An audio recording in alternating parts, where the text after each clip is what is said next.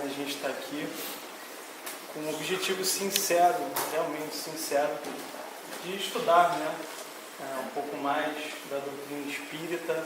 Nosso norte é esse, nossa preocupação, ainda mais nos tempos de hoje, em estar lendo, estar estudando Kardec, enfim, para nos embasarmos, né, para os nossos raciocínios, as nossas inflexões, nossos raciocínios de maneira geral, para a gente poder continuar vivendo de alguma maneira até um pouco melhor, né, nesse mundo. Então, agradecer essa oportunidade, dizer que eu estou longe, absolutamente longe, muito longe de ser dono de qualquer verdade.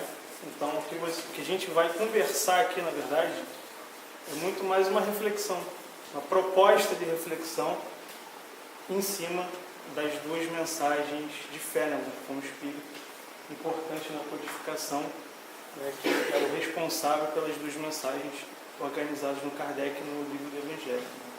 Então isso é um ponto importante, é uma reflexão. Estou convidando aqui a gente a refletir, porque eu também estou longe de ser um entendedor, de ser um conhecedor, de ser um dono da verdade nesse sentido, né? Tento me colocar ao máximo na condição de estudante, né? Enfim. Então, capítulo 5, entre 22 e 23, capítulo 5 é do Bem-aventurados aflitos, e as duas mensagens, o 22, se fosse um homem de bem, teria morrido, uma mensagem de 1861, e a outra mensagem é os tormentos voluntários de 1860. Cabe aqui só uma contextualização. Essas datas aí são ainda de uma fase inicial da sistematização da doutrina espírita. O livro dos Espíritos aí é do final de 1850, para a gente arredondar as datas. Então está naquele período ainda que o Kardec está reunindo as informações, já está com o livro dos Espíritos lançado, mas está ainda numa fase inicial. Isso é interessante a gente observar também, né? E a revista espírita é um outro item, uma fonte de estudo extremamente enriquecedor. Eu acho que é muito bom, porque a gente consegue perceber Kardec dialogando mais e já até uma fase mais madura, né, 20 anos depois dessa data. Então, a gente tem a oportunidade de estudarmos várias fases de Kardec, que eu acho que é importante frisar isso, né? Estudar o Kardec no início, no meio e no finalzinho da sua obra, e posteriormente todas as outras obras que foram subsequentes, mas não já mais com o selo Kardec, mas com o parâmetro espírita, digamos assim. Isso é uma coisa importante de destacar. O que vocês acham desse título? Se fosse um homem de bem, teria morrido. Alguém quer falar alguma coisa? Porque o segundo é um pouco mais fácil, né? Essa é uma frase causa estranheza. Causa estranheza. Se fosse um homem de bem, teria morrido. Sim. A gente usa muito isso. Em que sentido? Assim, vindo para a nossa atualidade, sim, né? Isso é importante. Eu vou tentar dialogar. Acontece com algumas pessoas que estão no mundo da criminalidade, passam por cada coisa que não morre. Eles acham que se fosse um homem de bem, teria morrido. Né? Tem muito isso. A gente esbarra muito nessa coisa, né? Pessoas que supostamente têm mais inclinações e passam por todo tipo de perigo e não morrem. Traz até aquela outra expressão, vaso ruim, não quebra quase nunca, né? E aí fica insistindo nessa vida, né? E se fosse uma pessoa de bem ali, né, aquela velha expressão, se fosse um cidadão de bem, ou se fosse uma pessoa de bem, essa certamente morreria. Então, mas é isso que ele está falando, né? Parece esquisito, mas não é. Ele vai abordar, apesar de ser uma mensagem relativamente curta, mas ela tem bastante profundidade, né? As duas mensagens, né? Tormentos voluntários, o que isso traz? Qual é a imagem que vocês têm? Se compartilha com a minha imagem, para ver se a gente está na mesma sintonia. Você passa pelos tormentos, provações infinitas para crescimento. Né? Mas tem a palavra voluntário, né? Autoflagelação. Autoflagelação É um pensamento. Autoflagelação. Porque se é voluntário, né? eu estou me voluntariando, né? Eu não vejo aqui como a gente pede para sentir esse tormento, passar por esse tormento. Alguém aqui em sã consciência gostaria de pedir para passar por uma dificuldade? Assim, eu quero o pior possível. Me dá o pior cenário. Me dá o pior cenário que aí eu vou. Que aí eu vou. A gente tem essa maturidade? Na nossa visão material não consegue entender isso. Talvez na preparação de reencarnação. Talvez. Porque, sinceramente, a gente aqui conversando rapidamente, eu falo com toda sinceridade, se eu pudesse escolher hoje, com a minha influência material, eu jamais ia escolher algo difícil. Vou tentar selecionar o melhor possível. Você pode ir para a faculdade? Não quero faculdade. Você pode escolher um ótimo emprego? Não quero. Eu quero o pior.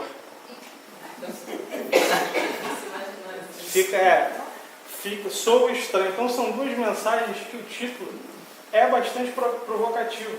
Eu acho interessante. Não sei se no francês, na origem, né, na língua original, se tem o mesmo sentido, mas a tradução achei ótimo, porque nos convida a sair da nossa área de conforto, né? Nos convida a movimentar, né? E eu acho que essa é uma palavra que vai ser constante na fala inteira, movimentação. A gente precisa entender o movimento, se movimentar em vários sentidos. No céu e inferno tem vários exemplos disso, de espíritos que pediram provas dificílimas, porque eles queriam dar um salto, salto maior. Mas o espírito não está preso à matéria. Então, a gente aqui encarnado na nossa condição hoje, refletir sobre isso, a gente precisa, pelo menos no meu ver, considerar essa questão de estarmos encarnados. Estamos encarnados, precisamos da matéria. Isso não significa dizer que a gente precisa estar apegado à matéria e que a matéria nos reinará, será nossa mandante. Não.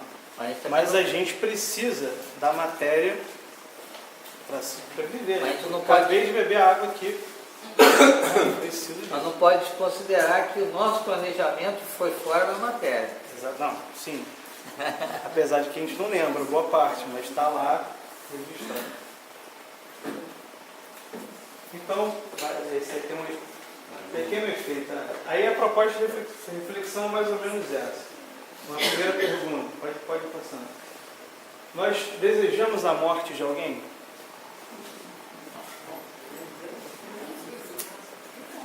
Vamos tentar ser sinceros. Às vezes. Nós desejamos a morte de alguém?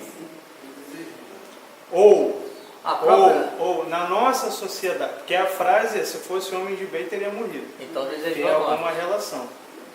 Mas a reflexão que eu estou propondo é, a gente sociedade. São duas coisas que também precisam ser analisadas diferente. A gente aqui pensa, desejar, né? Seria bom que aquela pessoa morresse.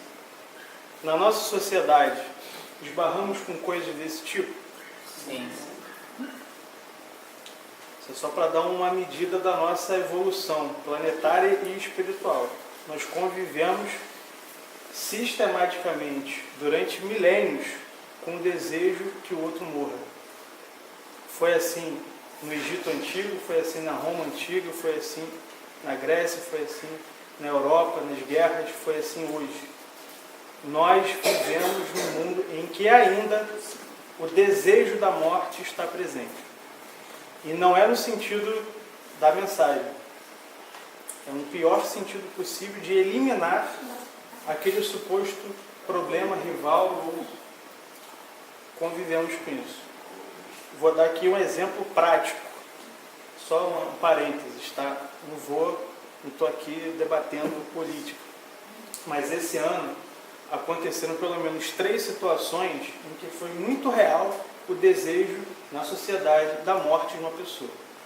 Coloco aqui, primeiro, a própria morte em si da vereadora Marielle Franco. Independente da gente concordar ou não com a postura dela, ela foi executada e gerou uma série de falas que, mereceu. o Luiz Inácio Lula da Silva, na sua caravana independente da questão política, sofreu um atentado, um tiro. Teve gente que colocou, né? Isso foi comum, estou colocando nesse sentido. O candidato agora Jair Bolsonaro, idem, quando ele sofre facada, que é um atentado gravíssimo, muita gente vibra e deseja que ele morra por uma questão de resolver o problema. Isso, pelo menos para mim, é grave em todos os casos e mostra um pouco o termômetro da nossa sociedade, que identifica na morte algo que não é a questão da libertação, mas é uma questão para você se livrar. Resolução imediata de um suposto problema. Morreu, menos um. Hoje, por um acaso, teve um comentário sobre a morte da Arielle, que alguém que deu uma declaração e tal, que falaram que para fazer isso, porque ela estava incomodando ou atrapalhando. Aí surgirão N situações, porque o fato em si é gravíssimo. É grave. Qualquer morte. Eu quis levantar uma coisa da banalidade. banalidade. Não, aconteceu, não tem nada a ver com políticos, né? Mas aconteceu agora, o rapaz que estava com guarda-chuva e foi confundido. E existe uma questão, morreu, isso não causa mais nenhuma estranheza. Quer dizer, não causa mais não, talvez nunca causou, nesse sentido. Então, a gente lida conscientemente ou inconscientemente com desejos de morte. E não no aspecto que a mensagem trata, mas numa questão oposta, como uma forma de resolução rápida de problemas que é problema meu. Eu acho que ele é um problema que morra. Melhor para mim. Melhor ele do que eu. Porque eu acho que eu sou um homem de bem. Então, já tem isso. Uma outra reflexão é essa também, né? Com a nossa relação com a morte em si. O que a gente acha que a morte é? Para além da coisa óbvia que é a matéria orgânica que está acabando ali. Mas a morte ela pode ter um significado muito mais amplo do que propriamente esse que acabou. Porque morreu, acabou. Não é isso que a gente vai ver. A morte é uma forma de punição? Nós entendemos, aí pode ser uma reflexão pessoal mesmo aqui, nós entendemos que a morte é algo punitivo, é uma punição. Isso é importante porque a gente chama isso de um paradigma. A nossa visão espírita sobre a morte, ela é diferente. Então, se a gente se propõe a estudar o espiritismo, precisamos estudar a morte. E todo o seu significado social, histórico, e como ela é tratada na nossa sociedade. Então, se ela é vista como uma punição, precisamos refletir sobre isso. Estão entendendo? Aí, o outro tema, o lance dos tormentos voluntários. Passamos por momentos de angústia? Nós passamos na nossa sociedade? A gente até... O tempo todo, bastante. Vivemos pessoas, observamos pessoas que passam por isso, né? Angústias de todo tipo, financeira, moral, problemas familiares. Então nós temos, acredito que nós ou passamos por algum momento desse, ou vamos passar, ou presenciamos isso em algum momento da nossa vida. Seja ela curta, né, ainda, ou mais longa que nessa encarnação. E aí, uma pergunta também para refletir. Contribuímos para a criação dos problemas que enfrentamos?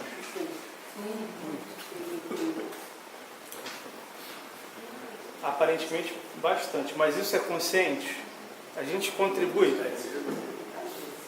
Se a gente contribui, a gente tem consciência disso? Se a gente tem consciência disso, o que a gente faz? A coisa não é tão simples assim.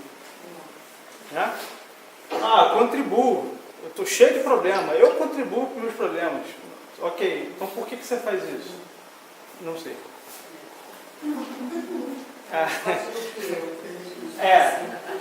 E aí, só para antecipar, é muito comum a gente, nesse último item, jogar a culpa para quem? Externa, né? Eu estou passando por isso, mas a culpa... Até em Deus é claro, pô. Deus é mais fácil de punir, porque ele não está aqui presencialmente para te responder no mesmo grau de intolerância ou de destempero que você está falando. Claro, você fala com Deus, mas Deus está de boas. Está entendendo, ele sabe que você está passando por isso. Mas enfim, a pergunta tem esse sentido. Se a gente contribui, por que a gente faz? A gente tem clareza daquilo que a gente está passando? Então, mais ou menos, essas foram as indagações. Eu acho que podem ter outras. Se alguém quiser, pode ficar à vontade. Mas essas foram as indagações que eu tentei extrair, imaginando que isso seria um roteiro, uma estrutura para a gente raciocinar a mensagem, as duas mensagens do Fenner, lembrando que é do final do meados para o final do século XIX. A nossa sociedade já é bastante diferente. Só para a gente ter um contexto histórico, a França, né, na década de 50, vivia um golpe lá, no qual você tinha um retorno ao período imperial de Napoleão. Então existia uma turbulência política. Kardec foi um grande militante de uma educação pública, isso era histórico. Kardec não, foi político. Kardec é o pseudônimo que ele vai usar depois. Mas esses são fatos importantes porque existia uma turbulência política na época da França e uma mensagem dessas tem bastante profundidade. Basta lembrar que um pouco depois daí tivemos algumas guerras de nível mundial, onde a morte se fez presente. Nos campos de concentração, ali no início do século XX, foram os judeus, foram massacrados aqui encarnados, por volta de mais de 100 milhões de pessoas desencarnaram, foram mortas violentamente relacionadas a esse tipo de coisa. Então é uma mensagem que traz uma profundidade secular. Então, nesse sentido, a fala é interessante. Essa é uma primeira fala do Fenelon na página. Dizeis frequentemente, ao falar de um malvado que escapa de um perigo, exatamente o que foi falado ali. Se fosse um homem de bem, teria morrido. Vocês acham que um homem de bem merece morrer? Uma pessoa de bem merece morrer? E outra pergunta, que talvez seja mais importante. Nós somos homens de bem? Nós merecemos morrer? Pergunta. Nós somos homens de bem? Você se sente homem de bem? Essa é uma caracterização importante. É natural que a gente se sinta pessoas de bem. Porque no nosso julgamento a gente faz o quê? O melhor possível. Só que a nossa compreensão do melhor possível talvez não seja suficiente para te enquadrar dentro dessa caracterização espírita do homem de bem. Então, quando fala que se fosse um homem de bem teria morrido, primeiro, não somos nós. Nós não somos essas pessoas. Nós não somos homens de bem. E aí, para quem tiver interesse, no capítulo 17, item 3 do Evangelho, tem a caracterização do homem de bem. Toda ela. Eu tirei um trecho, vou botar aqui depois, mas eu acho ela extremamente importante. Porque sem... A gente não se encaixa. A gente não se encaixa. Bora. Passa aí. O trecho. Esse aqui é... Não, passa mais um. Essa aqui é só um trecho. Esse é só o início, é o parágrafo inicial. E o interessante é que no final ele coloca assim: essas são apenas algumas dos indícios do homem de bem. Mas, não se preocupe. Se você está procurando ser, tu vai chegar lá. Você não é, mas vai chegar lá. Meio que isso. Todo dia a gente entra no centro aqui, dá de casa, joga uma placa ali, homem de bem, tá escrito ali. Alguém gostaria de ler aqui, só para... O verdadeiro homem de bem é aquele que pratica a lei de justiça, de amor e caridade, na sua maior pureza. Só um negócio. Ele tenta praticar ou ele pratica? Ele pratica, ele não tenta praticar, ele já pratica. É a maior pureza. Se interroga a sua consciência sobre os próprios atos, pergunta se não violou essa lei, se não cometeu mal, se fez todo o bem que podia, se não deixou escapar voluntariamente uma ocasião de ser útil, se ninguém tem do que se queixar dele. Enfim, se fez aos outros aquilo que queria que os outros fizessem por ele. Isso é só o início. São 2 páginas. Eu achei importante, que eu acho que resume bastante, né? Eu falo por mim, pelo menos. Eu estou longe de ser esse homem de bem. O que tem de gente para reclamar de mim já começa aí, porque eu sou professor. Alunos que reclamam de mim são os montes, às vezes com razão. Vamos botar aí, vamos fazer auto-reflexão. Às vezes não, mas na maioria das vezes com razão. É aquele que pratica a lei de justiça e de amor. E a lei de justiça e de amor, uma lei divina. Não é o que a gente acha que é o amor. Tipo, eu trato bem os meus, minha família, os meus... Não, é todo mundo. Todo mundo sem discriminação. Ele trata dessa forma todo mundo. Todo mundo. Independente se ele concorda ou não com a pessoa. Ele vai tratar da melhor forma possível todo mundo. Se a pessoa age certo ou errado, todo Tem mundo. uma outra, mais pra frente ele fala dessa caracterização, né? Não fica procurando julgar outra pessoa se ela está fazendo bem ou mal. Mas se ele é obrigado a expor a pessoa, ele vai sempre buscar o melhor dessa pessoa para expor. Pensa nisso. Né? Enfim, volta aí. Então, Avançar? não, Voltar. volta. Então volta mais uma. Acho que é isso. Então essa é uma caracterização importante. Nós não somos essa pessoa, esse homem de bem dentro desse cenário. Né? Então expressões como essa frase, se fosse um homem de bem teria morrido, a gente não está nesse patamar. Mas a fala é muito mais abrangente. Ele está dizendo de uma situação.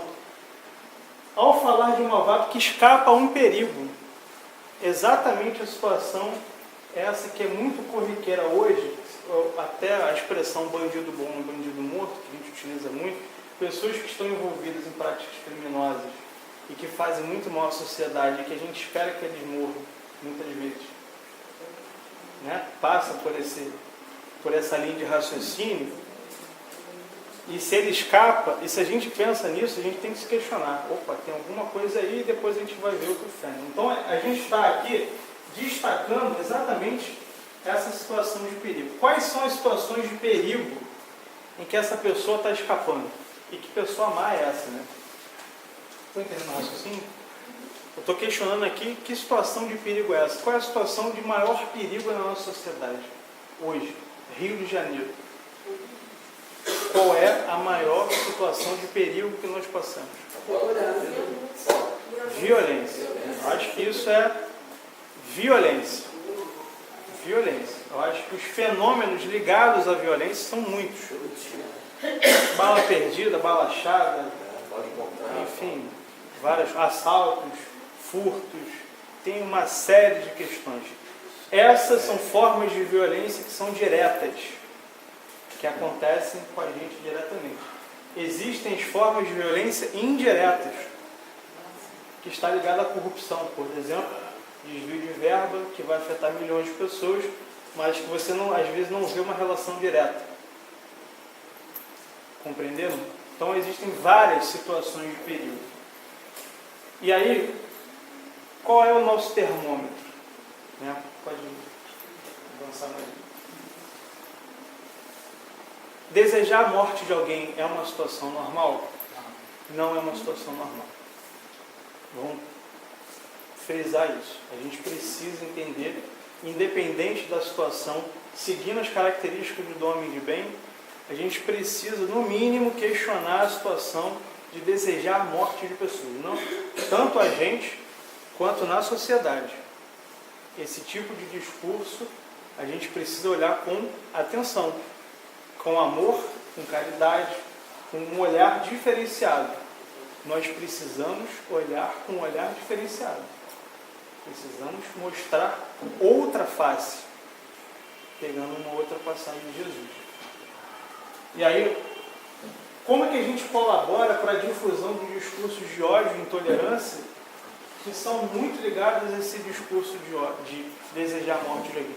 Onde que a gente vai expressar que eu quero que alguém morra? Candidatos políticos, eu não conheço nenhum. Então eu não vou lá falar. Falo assim, fulano, eu quero que você morra. Ou eu desejo mal a você, não concordo com você, quero que você, enfim, se exploda. É o último item, né? Qual o papel das redes sociais, né? Hoje, nessa propagação desse discurso de ódio e intolerância que pode contribuir até efetivamente para esses ataques que acontecerem e outros até, e também para a gente criar um sentimento de parece que o perigo é real e imediato. A sensação às vezes que a gente tem quando olha Facebook, Twitter e afins, redes sociais, correntes de WhatsApp, é que se a gente pisar na rua, vem cair uma bala perdida. Se a gente sair, botou o pé na rua, eu vou morrer. Às vezes é um pouco isso, especialmente em determinados bairros. Será que isso é real? Será que isso não tem um pouco também de exagero? Será que esse real já é exagerado? Questões que a gente precisa refletir, mas são 3 eixos importantes. Nós vivemos numa sociedade que deseja a morte, as pessoas já falam bastante disso. E aí, qual é o nosso papel na colaboração da difusão desses sentimentos, desses argumentos, né? De ódio, de intolerância e desse desejo próprio de morte. E aí eu acho que o papel das redes sociais é crucial. Hoje, um termômetro de tudo isso é a rede social, porque nos aproxima entre aspas. A gente hoje consegue compartilhar notícias muito rapidamente.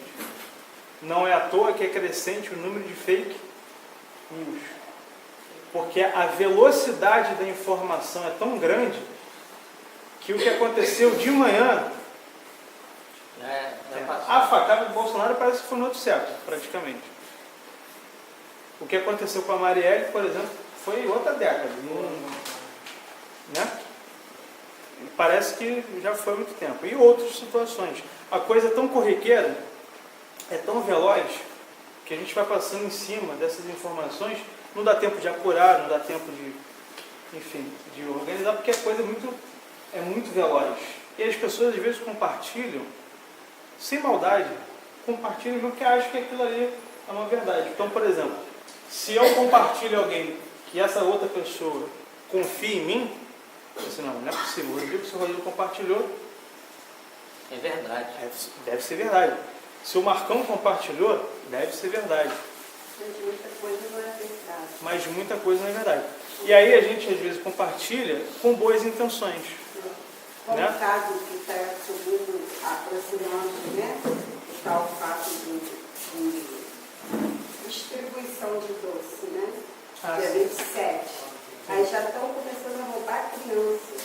Isso é tudo invenção, é mentira.